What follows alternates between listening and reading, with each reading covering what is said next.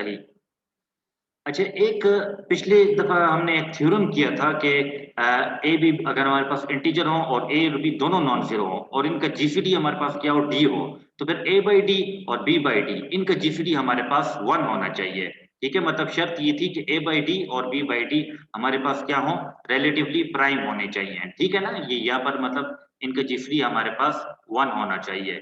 अब एक यहाँ पर एक मिसप्रिंट था जो पिछली क्लास में मैंने आपको नहीं बताया था, वो ज़रा आप ज़हन में रख लें। इस थ्योरम को ज़रा अगर आपके सामने नोट्स है तो नोट्स में भी देख लीजिएगा, नहीं तो अभी भी ज़हन-नशीं कर लें और रिकॉर्डेड वीडियो में भी देख लीजिएगा कि यहाँ पर जो हमने फ़र्ज़ किया हुआ है कि मतलब ये ए बाई डी को हमने A1 का नाम दिया, बी बाई डी को हमने B1 का नाम दिया।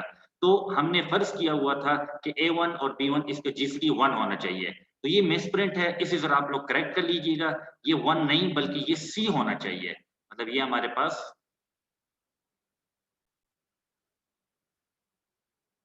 ये एक्चुअली हमारे पास क्या है, ये हमारे पास सी होना चाहिए। ठीक है, इसकी करेक्शन कर लें, ये हमारे पास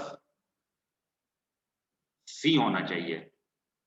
सही है, A1 और B1 इनका जीसीडी हमने सी लिया है एक तरह से। ठीक है, ये हमारे पास सी होना चाहिए। ठीक है जी।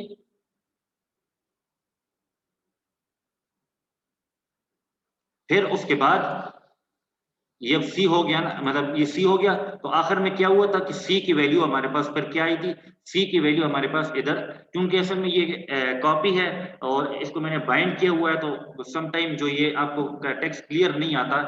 बहुत सारी जगहों पर तो खैर ये वैसे भी समझ आ जाती है बात, लेकिन बहुत जगहों पर ये समझ नहीं आती। वो असल में बिल्कुल मैं कोशिश करता भी हूँ उसको दोनों साइड पर आने की, लेकिन ये क्योंकि वो बाइंडिंग वाले ने बाइंड ही इतना टाइटली कर दिया है कि ये फिर क्लियर नहीं होता सम टाइम। तो यहाँ पर एक्चुअली क्या है, यहाँ पर ये C की वैल्यू इधर,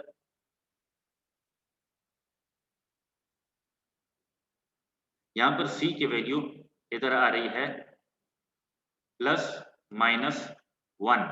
ठीक है, एक C की वैल्यू आ रही है प्लस माइनस 1, तो फिर जीसीडी मतलब ये तो जीसीडी है, जीसीडी तो नेगेटिव नहीं हो सकता, तो इसलिए C की वैल्यू फिर हमारे पास क्या आ गई, 1 आ गई थी। ठीक है, तो फिर मतलब क्या है कि ए बाई डी और बी बाई डी का जीसीडी हमने सी लिया हुआ है और सी की वैल्यू 1 के बराबर है, तो मतलब ए बाई डी और बी बाई डी का जो जीसीडी है वो 1 के बराबर है। मतलब A1 और B1 का जीसीडी वो हमारे पास 1 के बराबर है। ठीक है ना, समझ आ गई ना मेरी बात?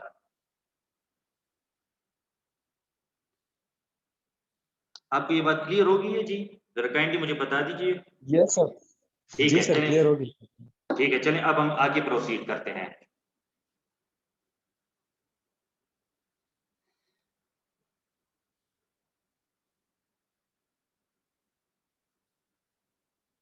अच्छा, ये पिछली क्लास में हमने एलसीएम के बारे में थोड़ा सा रफली शुरू किया था, लेकिन अभी हम डिटेल से पढ़ेंगे। देखें, एलसीएम ये एक ऐसा लफ्ज है या ऐसा नंबर है जिसके बारे में आपने बचपन में मतलब 6, 7, 8 क्लास में बड़ी डिटेल से आप लोगों ने पढ़ा होगा, लेकिन वो बात बच्चों के लेवल की थी। वो एक तरह से आप समझ लें कि बच्चों के लेवल की डेफिनेशन थी। अब हम नंबर थ्योरी में हम इस एलसीएम मतलब लीस्ट कॉमन मल्टीपल, एलसीएम किसकी एब्रीविएशन है, लीस्ट कॉमन मल्टीपल की एब्रीविएशन है हमारे पास। तो least common multiple number theory में हम किस तरह डिफाइन करेंगे, या सही मानों में एलसीएम की हाई लेवल की डेफिनेशन हमारे पास क्या है। तो लीस्ट कॉमन मल्टीपल से पहले हमें कॉमन मल्टीपल को डिफाइन करना होता है। तो कॉमन मल्टीपल मैंने आपको बताया था कि कॉमन मल्टीपल क्या होता है कि अगर हम दो नॉन जीरो इंटीजर्स ले लें, तो फिर एक इंटीजर m जो दोनों पर डिवाइड, मतलब a और b अगर किसी इंटीजर m को दोनों को डिवाइड करें, मतलब दोनों जो हैं ये a और b इंटीजर m को डिवाइड करें, मतलब ए बी, इसको मैं दूसरे से लिखता हूं, अगर ये ए बी एम को डिवाइड करे और बी बी एम को डिवाइड करे, तो फिर m जो है वो इन दोनों का least common sorry common multiple कहलाता है। मतलब अगर हमारे पास दो नॉन जीरो इंटीजर्स a और b हैं और ऐसा इंटीजर m हो हमारे पास, यहां तक कि इंटीजर a भी m को डिवाइड करे और इंटीजर b भी m को डिवाइड करे, या ये जो लिखा हुआ है कि डिविजिबल, मतलब एम बी ए से डिविजिबल हो, मतलब ए डिवाइड करे एम को या एम ए से डिविजिबल हो, ये एक ही बात है। ठीक है, और एम बी से भी डिविजिबल हो, तो फिर एम जो है वो इन दोनों का कॉमन मल्टीपल कहलाएगा। तो ये तो हो गया कॉमन मल्टीपल। लेकिन लीस्ट कॉमन मल्टीपल से क्या मुराद है? लीस्ट कॉमन मल्टीपल से हमारे पास ये मुराद है कि अगर हम एक दो नॉन जीरो इंटीजर ले लें तो फिर एक इंटीजर m वो इन दोनों का लीस्ट कॉमन मल्टीपल कहलाएगा। पहली शर्त कि वो इंटीजर पॉजिटिव होना चाहिए, m जो है वो एक पॉजिटिव इंटीजर होना चाहिए, ठीक है। दूसरी शर्त कि वो मतलब कॉमन मल्टीपल हो। कॉमन मल्टीपल क्या मतलब कि a भी m को डिवाइड करे और b भी m को डिवाइड करे, ये दूसरी शर्त होगी।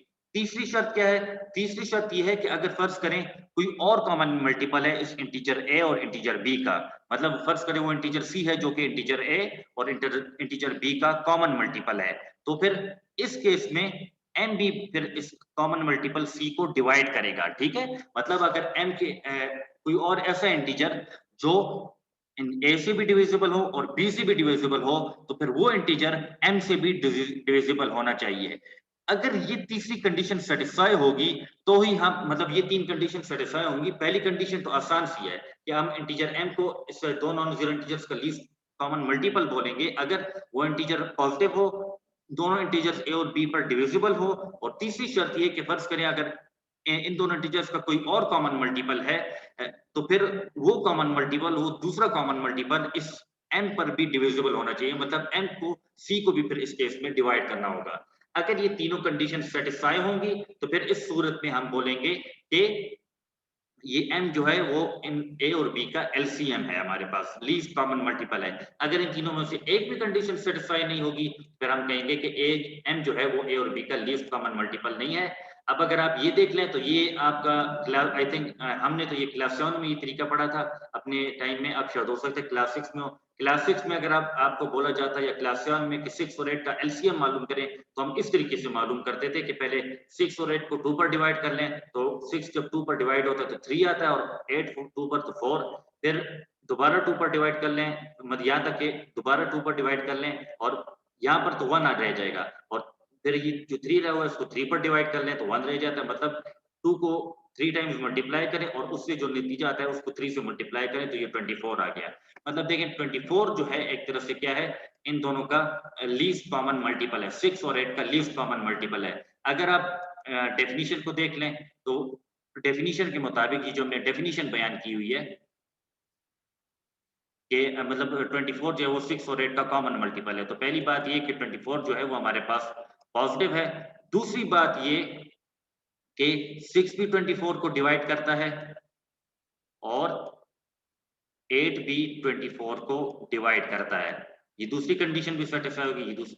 और तीसरी कंडीशन ये, फर्ज करें हमारे पास जो कोई और कॉमन मल्टीपल है वो 36 है। 36 एक ऐसा मतलब फर्ज करें मतलब अगर 36 भी नहीं बल्कि ये हमारे पास 48, यस 48 एक ऐसा इंटीजर है जो कि 6 और 8 का कॉमन मल्टीपल है, मतलब 6 भी 48 को डिवाइड करता है, 6 8 आर 48 और 8 भी 48 को डिवाइड करता है बिकॉज 8 6 आर 48।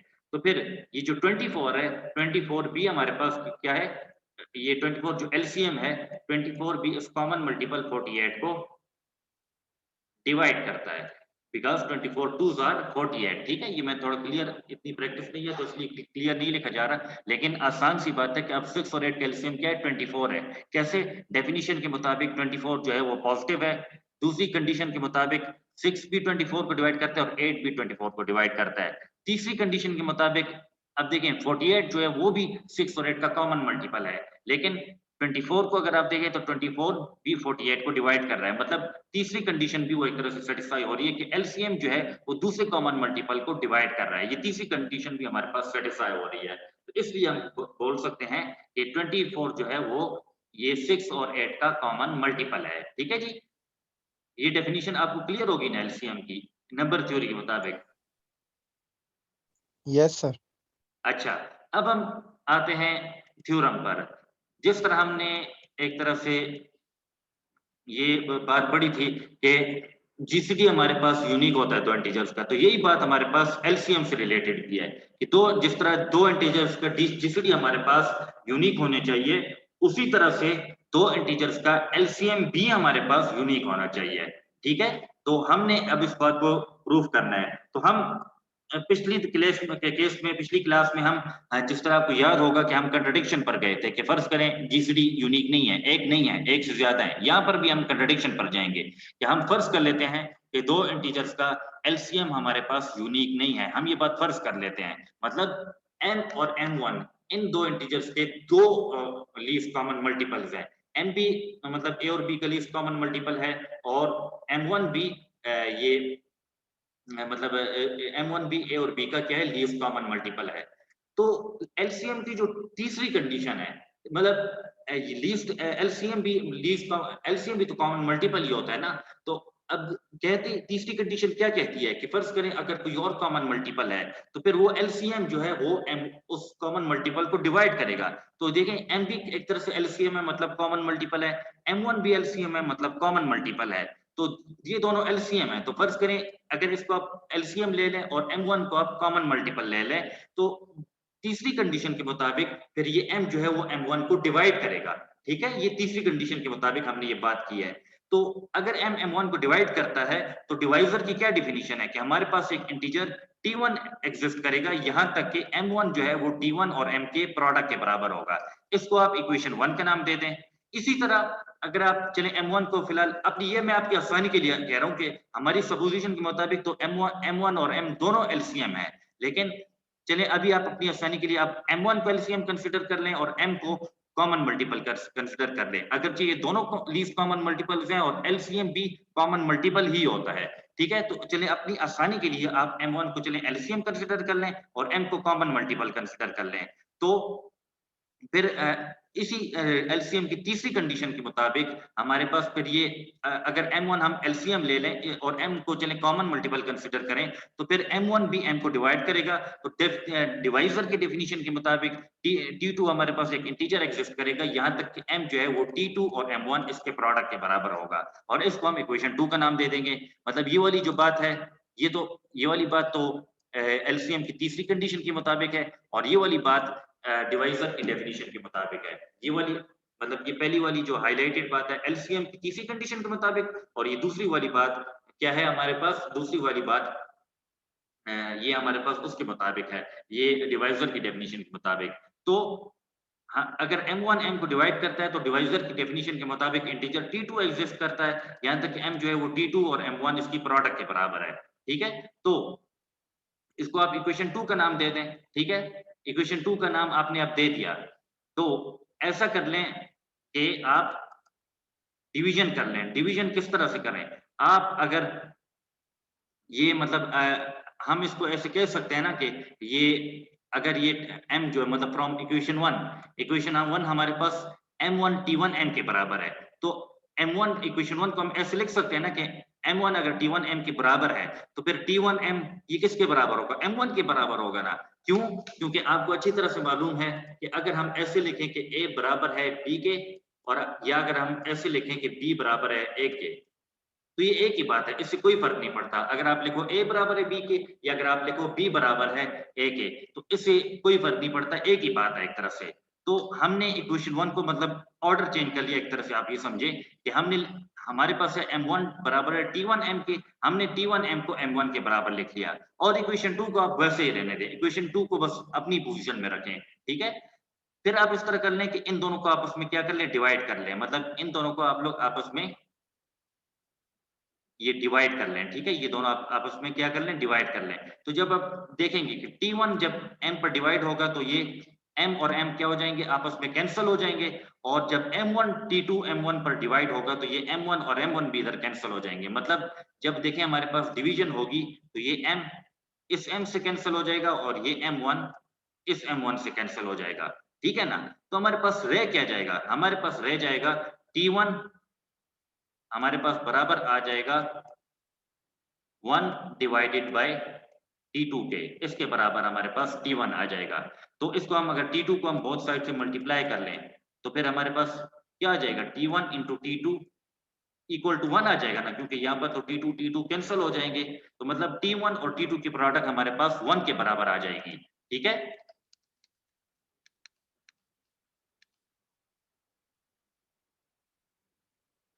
तो T1 और T2 की प्रोडक्ट हमारे पास 1 के बराबर हो गई। तो अब T1 और T2 की अगर प्रोडक्ट 1 के बराबर हो गई तो देखिए मैंने आपको फिर वही बात ना कई मरतबा ये बात बताई है कि अगर नंबर चुन चुन के T1 और T2 इंटीजर्स हैं तो अगर इंटीजर्स के केस में मतलब अगर दो इंटीजर्स का प्रोडक्ट 1 के बराबर आता है तो ये तभी मुमकिन है कि अगर दोनों इंटीजर्स मतलब या तो +1 के बराबर हो या दोनों इंटीजर हमारे पास -1 के बराबर हो। और यहाँ पर एक थोड़ा मिसप्रिंट भी है, यहाँ पर एक्चुअली ये T1 यहाँ पर एक्चुअली क्या है हमारे पास T1 = T2 है। इस मिसप्रिंट को जरा करेक्ट कर लीजिएगा। ये एक्चुअली T1 = T2 है। जब दो इंटीजर्स का प्रोडक्ट हमारे पास 1 के बराबर होता है तो फिर मतलब क्या होता है कि दोनों इंटीजर या तो +1 के बराबर होते हैं या दोनों इंटीजर्स हमारे पास -1 के बराबर होते हैं। तो ऐसा कर लें कि T1 की वैल्यू चलिए +-1 हो गई ना, T1 की वैल्यू और T2 की वैल्यू भी +-1 हो गई, ठीक है।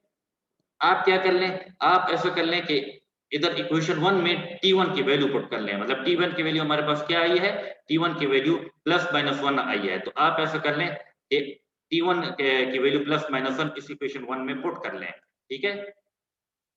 तो जब आप पुट कर लेंगे तो m1 किसके बराबर आएगा, +-m के बराबर आएगा। मतलब जब आप T1 की वैल्यू +-1 पुट कर लेंगे इक्वेशन 1 में तो m1 की वैल्यू हमारे पास किसके बराबर आएगी, +-m के बराबर आएगी। जब +-m के बराबर आ गई, लेकिन अगर फर्ज करें जब m1 हमारे पास +-m के बराबर है तो इसका मतलब तो फिर यही होगा ना कि या तो m1 m के बराबर है या m1 -m के बराबर है। लेकिन अगर m1 -m के बराबर है तो मतलब क्या हुआ कि ये दोनों एलसीएम हमारे पास क्या है, नेगेटिव है, जो कि ये बात हो ही नहीं सकती क्योंकि एलसीएम की कंडीशन ही यही है कि एलसीएम हमारे पास पॉजिटिव होता है। तो ये दूसरी बात तो हो ही नहीं सकती कि m1 बराबर है -m के। मतलब ये बात हो ही नहीं सकती कि m1 हमारे पास बराबर आएगा -m के, क्योंकि इससे फिर एलसीएम की पहली कंडीशन कंट्राडिक्ट हो रही है। इसलिए फिर m1 फिर बराबर आएगा +m की बराबर आएगा, मतलब सिर्फ यही बात ट्रू रहेगी। जब m1 मतलब +m के बराबर है, मतलब क्या है कि m1 m के बराबर है। तो इससे तो मतलब हमने तो क्या कहा हुआ है कि दो एलसीएम मुख्तलिफ हैं, लेकिन यहाँ पर हमारे पास दो एलसीएम एक जैसे आ रहे हैं। मतलब क्या हुआ कि वो ऊपर जो हमने सपोजिशन ली थी वो सपोजिशन गलत थी कि एलसीएम एक से ज्यादा हो सकते हैं, क्योंकि हमने क्या अज्यूम किया था कि m1 और m दो मुख्तलिफ इंटीजर्स हैं, दो मुख्तलिफ एलसीएम हैं, लेकिन यहाँ पर m1 और m दो एक जैसे एलसीएम आ रहे हैं। मतलब क्या हुआ कि एलसीएम फिर हमारे पास यूनिक है, एलसीएम यूनिक होगा एक तरह से। तो हमारी सपोजिशन गलत थी एक तरह से कि हमने जो सपोज किया था ना कि एलसीएम यूनिक नहीं होगा, यूनिक नहीं हो सकता है, ये सपोजिशन गलत थी। तो इसलिए हम ये बात मानने पर मजबूर हो गए कि एलसीएम हमारे पास हर सूरत यूनिक होना चाहिए। ठीक हो गया जी? अच्छा, क्लियर है ना? कोई इस थ्योरम मुश्किल तो नहीं है ना? आसान सिंपल थ्योरम है। नो सर, क्लियर है सर। अच्छा,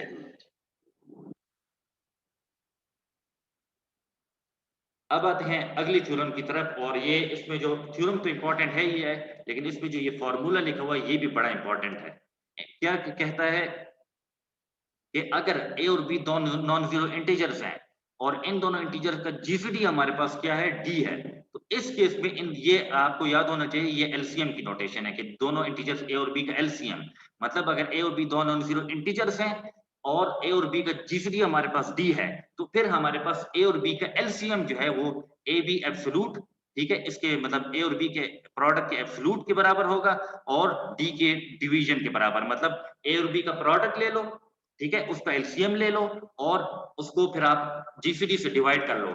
आसान सी बात ये है कि अगर आपको दो नॉन जीरो इंटीजर्स का जीसीडी मालूम है तो फिर ये थ्योरम आपको एलसीएम मालूम करने में आसानी दे रहा है। आपको ये थ्योरम ये कह रहा है कि अगर दो इंटीजर्स का आपको जीसीडी मालूम है तो आप एलसीएम मालूम करने के लिए आप वो तीन कंडीशन बेशक ना चेक करो, आप खाली ये कर लो कि आप उन दोनों इंटीजर्स को मल्टीप्लाई कर लो, मल्टीप्लाई करने के बाद उनका एलसीएम सॉरी एब्सोल्यूट ले लो, ठीक है। मतलब दो इंटीजर्स को मल्टीप्लाई करने के बाद उनका एब्सोल्यूट ले लो और जो भी नतीजा उससे आ जाए उसको जीसीडी पर डिवाइड कर दो, तो उससे जो भी नतीजा आएगा वो ए और बी का हमारे पास एलसीएम होगा। और ये बात आप चेक भी कर सकते हैं, वैसे अगर आप इस बात को चेक करना चाहते हैं तो देखें मतलब एक तरह से ये 6 और 8 की एग्जांपल ले लें। 6 और 8 का अगर आप देखें, 6 और 8 का अगर आप देखें तो ग्रेटेस्ट 6 और 8 का हमारे पास ग्रेटेस्ट कॉमन डिवाइजर हमारे पास क्या है, 6 और 8 का ग्रेटेस्ट कॉमन डिवाइजर हमारे पास 2 है। ये आप फिर उस डेफिनेशन को चेक कर लें। ये उस डेफिनेशन के मुताबिक आप लोग चेक कर लीजिएगा, लेकिन मैं आपको बता दूं कि 6 और 8 का ग्रेटेस्ट कॉमन डिवाइजर क्या है, 2 है। तो आप इस डेफिनेशन के मुताबिक जब 6 और 8 को मल्टीप्लाई करेंगे और उनका एलसीएम लेंगे, 6 और 8 को मल्टीप्लाई करेंगे और उनका एलसीएम लेंगे और जब उसको 2 पर डिवाइड करेंगे, तो 6 और 8 का प्रोडक्ट क्या आता है, 48 आता है ना, और 48 का एब्सोल्यूट हमारे पास 48 ही आएगा, ठीक है। तो 48 divided by 2 which is equal to 24, और यही 24 एक्चुअली इस 6 और 8 का एलसीएम है। तो देखिए इस थ्योरम ने कितना आसान काम कर दिया है कि अगर आपको दो नॉन जीरो इंटीजर्स का जीसीडी मालूम है तो उन दोनों इंटीजर्स को मल्टीप्लाई करके उनका एब्सोल्यूट ले लो, डी पर उनको डिवाइड कर दो, मतलब जीसीडी पर डिवाइड कर दो, जो भी नतीजा आएगा वो हमारे पास क्या होगा, एलसीएम होगा। लेकिन हमने इस बात को साबित करना है, हमने मतलब पहले इस बात को जरा साबित करना ज्यादा जरूरी है। तो चलिए आइए पहले इस बात को साबित करते हैं कि ये एक्चुअली ये बात हमारे पास होल्ड होनी चाहिए, ठीक है। तो अब देखें ए बी जो है, मतलब ए और बी का जो एलसीएम है, ये हमने साबित करना है कि ये बराबर होगा ए और बी के एब्सोल्यूट, मतलब ए और बी के प्रोडक्ट के एब्सोल्यूट और डी की डिवीजन के। तो मतलब क्या हुआ कि ये एम एलसीएम जो है, ए और बी का जो एलसीएम है वो बराबर है, मतलब एलसीएम को अगर हम एम नोटेशन दे देते हैं, फर्ज कर लेते हैं कि एम जो है वो ए और बी का एलसीएम है, तो हमने ये बात साबित करनी है कि ए और बी का जो एलसीएम एम है, ये ए और बी के प्रोडक्ट के एब्सोल्यूट और डी के डिवीजन के बराबर है। तो इसके लिए हमने ये करना होगा, हमने चेक करना होगा कि आया ये वैल्यू जो है, आया ये वैल्यू एलसीएम की तीनों प्रॉपर्टी सेटिस्फाई करती है या नहीं। तो पहले आए हम चेक करते हैं। पहली प्रॉपर्टी क्या है कि एलसीएम पॉजिटिव होना चाहिए। तो देखें ए और बी का एब्सोल्यूट, एब्सोल्यूट भी हमारे पास पॉजिटिव होता है, क्योंकि ए और बी की जब प्रोडक्ट, मतलब दो नॉन जीरो इंटीजर्स का जो प्रोडक्ट है, दो नॉन जीरो इंटीजर्स का प्रोडक्ट हमारे पास नॉन जीरो ही आएगा ना, ठीक है ना। दो नॉन जीरो इंटीजर्स का प्रोडक्ट जब हमारे पास नॉन जीरो आएगा तो उसका एब्सोल्यूट हमारे पास ऑब्वियसली पॉजिटिव होगा ना, ठीक है, क्योंकि ए और बी बजात खुद क्या है, ग्रेटर देन जीरो है, मतलब ए और बी का हमारे पास प्रोडक्ट जो है वो क्या आता है, पॉजिटिव आता है। इसका एलसीएम भी, इसका एब्सोल्यूट भी हमारे पास पॉजिटिव आएगा, और जीसीडी भी डेफिनेशन के मुताबिक पॉजिटिव होता है। तो ए भी एब्सोल्यूट भी पॉजिटिव, डी भी पॉजिटिव, तो फिर जब दो पॉजिटिव इंटीजर्स को हम डिवाइड करते हैं तो उनकी डिवीजन भी हमारे पास क्या आती है, पॉजिटिव आती है, ठीक है। तो इसलिए ये एलसीएम भी हमारे पास फिर क्या होगा, पॉजिटिव होगा एक तरह से, ठीक है। फिर दूसरी कंडीशन हमने साबित करनी है। दूसरी कंडीशन क्या है कि ए भी एम को डिवाइड करेगा और बी भी एम को डिवाइड करेगा। तो देखें सबसे पहले तो चलिए आप ये देख लें, आपको गिवन है कि ए और बी का हमारे पास जीसीडी क्या है, डी है। जब ए और बी का जीसीडी हमारे पास डी है तो इसका मतलब क्या है कि डी ए को भी डिवाइड करता है और बी को भी डिवाइड करता है। जब डी ए को डिवाइड करता है तो डिवाइजर की डेफिनेशन के मुताबिक हमारे पास इंटीजर ए1 एग्जिस्ट करेगा, यहां तक कि ए जो है वो ए1 और डी के प्रोडक्ट के बराबर होगा। इसी तरह हमारे पास ये डी बी को डिवाइड करता है, तो जब डी बी को डिवाइड करता है तो फिर डिवाइजर की डेफिनेशन के मुताबिक हमारे पास इंटीजर ए1 एग्जिस्ट करेगा, यहां तक कि बी जो है वो बी1 और डी के प्रोडक्ट के बराबर है। ये वाली बात जो है ये एक्चुअली क्या है, डिवाइजर की डेफिनेशन के मुताबिक है। डिवाइजर की डेफिनेशन और जीसीडी के डेफिनेशन, जीसीडी की डेफिनेशन ये कि डी ए और बी दोनों के डिवाइड करता है और फिर ये डिवाइड करता है, तो फिर आगे हम डिवाइजर की डेफिनेशन इस्तेमाल करते हैं, ठीक है। तो जब हमें अगर ये मालूम गिवन है कि m जो है वो A B absolute divided by D के बराबर है, ठीक है, तो हम ऐसा कर लेते हैं कि इसमें b की वैल्यू पुट कर लेते हैं। जब b की वैल्यू पुट करेंगे तो मतलब ये इक्वेशन 3 से b की वैल्यू पुट कर लेते हैं कि a into B one D इसके बराबर आ जाएगा ना। जब आप ये वैल्यू पुट करेंगे और एब्सोल्यूट ले लेंगे तो एब्सोल्यूट तो चलिए पॉजिटिव आ जाएगा। तो पॉजिटिव आने के बाद क्या हो जाएगा, पॉजिटिव आने के बाद ये होगा कि ये d जो है, ये d जो है इस d से कट जाएगा, मतलब ये m बराबर आ जाएगा ए बी वन के बराबर आ जाएगा, ठीक है ना। एम बी एक तरह से अगर चले एब्सोल्यूट हम हटा दें यहाँ से, मतलब m बराबर आएगा ए बी वन एब्सोल्यूट के, ठीक है ना। तो जब m बराबर आ जाएगा ए बी वन एब्सोल्यूट के, तो इसका एब्सोल्यूट अगर आप हटाएंगे तो इसका मतलब ये होगा कि m बराबर है plus minus A B one absolute के। इस प्लस माइनस आप बी मैं कहता हूँ हटा दें, इसको आप ऐसा कर लें, यहाँ पर आप लोग प्लस माइनस हटा दें, क्योंकि एब्सोल्यूट तो हमें ऑब्वियस बात है पॉजिटिव वैल्यू ही देगा, और तो इसलिए इसको चलें आप हटा दें यहाँ पर प्लस माइनस को। m बराबर आ रहा है ए बी वन के, तो क्या ये डिवाइजर की डेफिनेशन नहीं सेटिस्फाई कर रहा है? मतलब अगर m बराबर आ रहा है a b 1 के, तो इससे हम ये नहीं कह सकते कि a डिवाइड कर रहा है m को, क्योंकि अगर a डिवाइड करेगा m को तो डेफिनेशन के मुताबिक, डिवाइजर की डेफिनेशन के मुताबिक हमारे पास इंटीजर b1 एग्जिस्ट करेगा, यहां तक कि m बराबर होगा a b1 के प्रोडक्ट के। ठीक हो गया ना एक तरह से? सही। तो इसलिए ए एम को डिवाइड कर रहा है। ये बात मतलब इस यहां से हमने ये बात कैसे की? ये बात हमने डिवाइजर की डेफिनेशन के मुताबिक की। इसी तरह इस m बराबर है A B absolute divided by D के। अब आप इक्वेशन 2 से यहां पर a की वैल्यू पुट करें। जब आप a की वैल्यू पुट करेंगे तो अगेन डी से कैंसिल हो जाएगा और m बराबर आ जाएगा, m बराबर आ जाएगा हमारे पास, मतलब इस यहां पर भी इस प्लस माइनस को हटा दें, m बराबर आ जाएगा a1 into b के। तो यहां से भी फिर हम डिवाइजर की डेफिनेशन के मुताबिक कह रहे हैं कि बी एम को डिवाइड करेगा, क्योंकि अगर बी एम को डिवाइड करता है तो डेफिनेशन के मुताबिक, हम डिवाइजर की डेफिनेशन के मुताबिक इंटीजर a1 एग्जिस्ट करेगा, यहां तक कि बी एम को डिवाइड करेगा। ठीक है, तो मतलब ए बी एम को डिवाइड कर रहा है, बी बी एम को डिवाइड कर रहा है, तो मतलब एलसीएम की दूसरी कंडीशन भी सेटिस्फाई हो गई।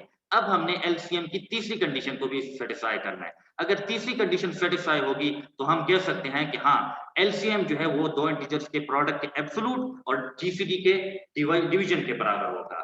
ठीक है, तो हम एक सपोजिशन कर लेते हैं कि फर्ज करें हमारे पास एक सी हमारे पास चले कॉमन मल्टीपल है, सी हमारे पास एक दूसरा कॉमन मल्टीपल है, यहां तक कि ए बी सी को डिवाइड करता है और बी बी सी को डिवाइड करता है। तो दोनों में केस में हम डिवाइजर की डेफिनेशन इस्तेमाल करेंगे कि अगर ए सी को डिवाइड करता है तो डेफिनेशन के मुताबिक इंटीजर टी1 एग्जिस्ट करेगा, यहां तक कि सी जो है वो टी1 और ए इसके प्रोडक्ट के बराबर होगा। इसी तरह अगर बी सी को डिवाइड करता है तो डेफिनेशन के मुताबिक इंटीजर टी2 एग्जिस्ट करेगा, यहां तक कि सी जो है वो टी2 और बी के प्रोडक्ट के बराबर होगा।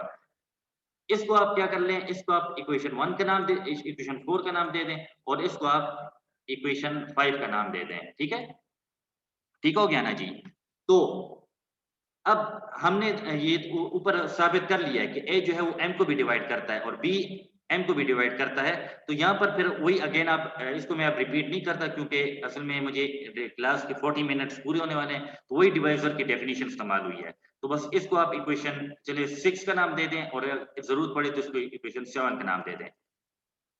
तो अब इक्वेशन 6 से अगर आप देख लें तो हमारे पास b किसके बराबर आ रहा है, m डिवाइड बाय t4 के बराबर आ रहा है ना, t4 बोथ साइड्स पर जब आप डिवाइड करेंगे, इसमें m के b की वैल्यू आप क्या कर लें, इक्वेशन 5 में पुट कर लें। जब आप पुट करेंगे तो c बराबर आएगा t2 into m m by t4, तो t2 divided by t4 into m ये हमारे पास आ जाएगा।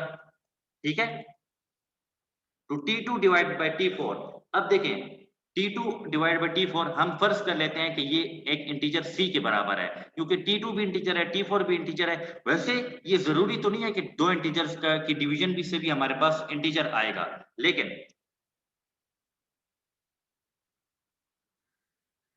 मतलब देखिए अब यहाँ पर एक टेक्निकल बात है। वो टेक्निकल बात क्या है कि वैसे अगर हम यहाँ पर हमारे पास ये यहाँ पर मिसप्रिंट भी है, यहाँ पर हमने गलती से m लिखा हुआ है, ये एक्चुअली वो है c है, c बराबर आ रहा है t2 divide by t4 into m के। ठीक है, तो वैसे तो ये जरूरी नहीं है कि दो इंटीजर्स की डिवीजन भी हमारे पास इंटीजर ही है। जिस तरह अगर हम फर्ज करें, अगर हम 3 भी एक इंटीजर है, सही है ना, और 2 भी, तो जब 3 और 2 को हम डिवाइड करेंगे तो इससे हमारे पास 1.5 आता है। 1.5 तो इंटीजर नहीं है, ठीक है ना। 1. वैसे तो ये जरूरी नहीं है कि दो इंटीजर्स की डिवीजन हमारे पास इंटीजर ही आएगी, लेकिन हमें गिवन है, हमें ये बात गिवन है कि c हमारे पास इंटीजर है। ठीक है, तो इसलिए अगर c इंटीजर है तो फिर ये जो इक्वेशन है, ये वाली मैं इसको हाईलाइट कर लेता हूं, ये वाली जो इक्वेशन है, चूंकि c इंटीजर है, c क्यों इंटीजर है, हमने ऊपर सपोज किया हुआ है कि c इंटीजर है हमारे पास, तो चूंकि c इंटीजर है तो इसलिए इस इक्वेशन की जो राइट हैंड साइड है जो मैंने हाईलाइट की हुई है, ये भी इंटीजर होनी चाहिए। और दो इंटीजर्स के प्रोडक्ट से इंटीजर तभी आएगा अगर दोनों इंटीजर हों। अगर फर्ज करें, मतलब जिस तरह अगर हमारे पास ये 0.5 है, अगर आप फर्ज करें 0.5 को, इसको मैं चलिए इससे, अगर आप 0.5 इंटीजर नहीं है, आप 0.5 को अगर फर्ज करें 3 से आए, 3 से मल्टीप्लाई करें, तो क्या इससे इंटीजर आएगा? नहीं, इससे इंटीजर हमारे पास नहीं आएगा। एक तरह से इससे हमारे पास दोबारा वो डेसिमल नंबर ही आएगा। तो इसलिए जब आप एक इंटीजर को नॉन इंटीजर से मल्टीप्लाई करते हैं तो ये जरूरी नहीं है कि वो हमारे पास इंटीजर आए। ठीक है। जिस तरह दो इंटीजर की डिवीजन से हमारे पास जरूरी नहीं है कि इंटीजर आएगा, तो इसी तरह ये भी जरूरी नहीं है कि अगर आप इंटीजर को नॉन इंटीजर से मल्टीप्लाई करेंगे तो उससे भी इंटीजर आए। लेकिन यहाँ पर चूंकि सी इंटीजर है तो इसलिए ये जरूरी है कि इन दोनों की प्रोडक्ट से भी इंटीजर आए। मतलब यहाँ पर एक तरह से T2/T4 और m की प्रोडक्ट है, तो ये जरूरी है कि T2/T4 और m की प्रोडक्ट से इंटीजर आना चाहिए हमारे पास, ठीक है ना। क्योंकि सी हमारे पास इंटीजर है और दो इंटीजर्स के प्रोडक्ट से इंटीजर तभी हमें गारंटी मिल सकती है। मतलब हमें क्या गारंटी मिलेगी कि मतलब दो नंबर्स के प्रोडक्ट से इंटीजर ही आए, ये हमें गारंटी तभी मिलेगी अगर वो दोनों हमारे पास क्या हो, इंटीजर हो। मतलब T2/T4 ये भी इंटीजर हो और m तो ऑब्वियसली इंटीजर होना चाहिए हमारे पास, क्योंकि m तो वैसे भी हमारे पास एलसीएम साबित करना है। तो बहरहाल m तो हमारे पास c चूंकि इंटीजर है तो T2/T4 और m की प्रोडक्ट तभी इंटीजर हो सकती है अगर T2/T4 बजाते खुद इंटीजर हो और m भी हमारे पास क्या है, बजाते खुद इंटीजर हो, ठीक है ना। मतलब c की जो प्रोडक्ट c जो बराबर है T2/T4 इंटू m के प्रोडक्ट के और c इंटीजर है, तो दो नंबर्स का प्रोडक्ट इंटीजर तभी आएगा अगर वो दोनों हमारे पास इंटीजर हो। मतलब दो नंबर्स के प्रोडक्ट इंटीजर आएगा, ये गारंटी हमें तभी मिलेगी अगर वो दोनों हमारे पास क्या हो, इंटीजर्स हो। तो इसलिए T2/T4 को भी इंटीजर होना चाहिए, m को भी इंटीजर होना चाहिए। तो जब T2/T4 इंटीजर है तो फर्ज कर लें वो एक इंटीजर k के बराबर है। मतलब यहाँ पर मैंने लिखा हुआ है कि T2/T4 इज एन इंटीजर, तो फर्ज करें ये इंटीजर k के बराबर है, m भी हमारे पास इंटीजर है, ठीक है। तो c बराबर आ रहा है k इंटू m के। तो क्या ये डिवाइजर की डेफिनेशन नहीं है? मतलब m जब c को डिवाइड करेगा तो क्या हमारे पास एक इंटीजर k एग्जिस्ट करेगा ना, यहां तक कि c जो है वो k इंटू m के बराबर होगा एक तरह से। मतलब c एक कॉमन मल्टीपल है, यहां तक कि m जो है वो c को डिवाइड कर रहा है। तो मतलब तीसरी कंडीशन भी एक तरह से सेटिस्फाई हो रही है। मतलब क्या हुआ कि m हमारे पास एलसीएम है a और b का। मतलब क्या हुआ कि m जो हमने एक्चुअली बराबर लिया हुआ है A B absolute divided by D के, ये एक्चुअली क्या है, एलसीएम है a और b का। ठीक हो गया ना जी। इसी तरह बस यहाँ पर ये जो एक बात है कि लीस्ट कॉमन मल्टीपल ऑफ एक से ज्यादा इंटीजर्स का, तो एक से ज्यादा इंटीजर्स का भी लीस्ट कॉमन मल्टीपल वाली बात यही है कि अगर एक से ज्यादा मतलब m इंटीजर्स है तो m उनका लीस्ट कॉमन इंटीजर तभी होगा अगर m जो है वो पॉजिटिव हो, वो तमाम इंटीजर्स जितनी भी m इंटीजर्स हैं वो सब m को डिवाइड करें, और c अगर कोई और ऐसा इंटीजर है यहाँ तक कि वो इन तमाम m इंटीजर्स का कॉमन मल्टीपल है, तो फिर m को हमारे पास c को डिवाइड करना होगा। वही डेफिनेशन है, ठीक है। तो आज तक के लिए इतना ही। अब तक आपका जो भी क्वेश्चन हो आप फिर मुझसे पूछ सकते हैं।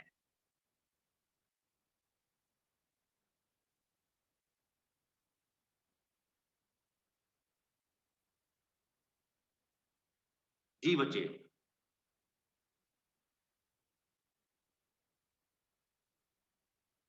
कोई क्वेश्चन नहीं है? कोई क्वेश्चन हो तो बिल्कुल पूछ सकते हैं। क्लियर है दाऊद? ठीक है जी। अभी इस समय 2 मिनट हमारे क्लियर पास है सर, हैं। No question. ठीक है चलें। बस आसान लेक्चर है, मतलब मुश्किल नहीं है, ठीक है। दोनों थ्योरम्स इंतहाई आसान है। ये मतलब यस खाली सर। ये अभी जो हमने राइट नाउ जो हमने किया ये थोड़ा सा टेक्निकल जरूर है। अभी जो हमने ये थ्योरम किया कि ए बी कैल्शियम बराबर होगा ए बी एब्सोल्यूट के और डिवाइडेड बाय डी के, ये बात टेक्निकल, ये थ्योरम टेक्निकल जरूर है लेकिन इंतहाई आसान है, मुश्किल बिल्कुल नहीं है। चलिए फिर कोई अगर इशू हो तो जिस तरह आप जब भी चाहे फिर कांटेक्ट कर सकते हैं मुझसे, ठीक है। तो thank you very much for your time and Allah Hafiz.